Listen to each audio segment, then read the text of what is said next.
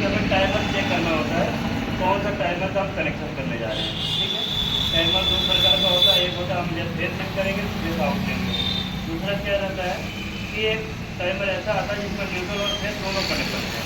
इसमें जो टाइमर है इसमें न्यूट्रल और फेस दोनों कनेक्ट होगा, क्योंकि इसमें मोटर लगी है। मोटर ही एक बार रनिंग पे सप्लाई देगा और एक स्टार्टिंग देगा। ठीक है, अब इसका कनेक्शन पहले समझ लो, बहुत आसान बात है। पहले हमें क्या करना है, मेन लीड लेना है। ठीक है, अब हमें क्या करना है, वाश मोटर का कॉमन कनेक्ट कर देना हो गया। अब हमें स्पिन मोटर का भी कॉमन कनेक्ट कर देना, दोनों हो गया। अब ऊपर से देखो जो वाश टाइमर है उसमें न्यूट्रल कनेक्ट होता है।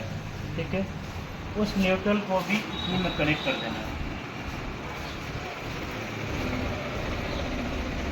न्यूट्रल को भी इसी में कनेक्ट कर देना है। ये आपका न्यूट्रल का कनेक्शन क्लियर हो गया। ठीक है, ये हमारा न्यूट्रल का कनेक्शन क्लियर हो गया। ठीक है, और एक स्पिन का न्यूट्रल, एक मेन न्यूट्रल और एक जो हम वाश टाइमर को न्यूट्रल देंगे उसका न्यूट्रल, चारों एक ही जगह कनेक्ट हो गया। ठीक है, तो मतलब पहले फेस हमने पकड़ लिया। ठीक है, अब वाश टाइमर का जो मेन सप्लाई आ रही है उसको हम जोड़ देंगे। ठीक है, फिर टाइमर का भी मेन सप्लाई को जोड़ देंगे इसी में। सर इसको पता कैसे करेंगे, यही मेन है। स्पिन टाइमर का कोई भी तार, इनपुट या आउटपुट किसी भी तार को पकड़ सकते हो। कोई भी एक इन करोगे दूसरा आउट हो जाएगा, इसको इन करोगे तो ये आउट हो जाएगा। ठीक है, इसको पकड़ लीजिए। अब हमें देना है कनेक्शन स्विच में। ठीक है, स्विच में देना है। अब इसका एक तार बचा, ये है आपका कैपेसिटर। बोलिए। ठीक है, अब जो स्विच से वायर आएगा उसको हमें कहाँ कनेक्ट करना है, स्पिन मोटर के रनिंग में। ठीक है, स्पिन मोटर के रनिंग में ये हमने कनेक्ट कर दिया।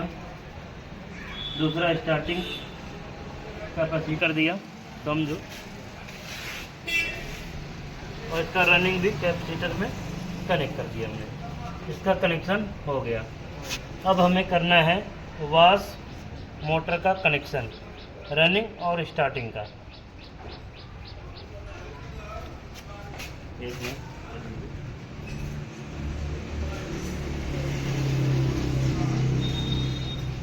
वाश मोटर का रनिंग और स्टार्टिंग पकड़ लीजिए।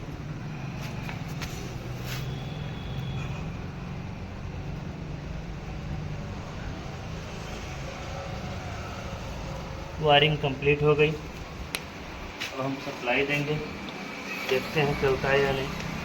टाइमर ऑन कीजिए। ठीक है, इधर से दिखाओ, इधर ऊपर से दिखाओ, चल रहा है। पीछे से दिखाओ।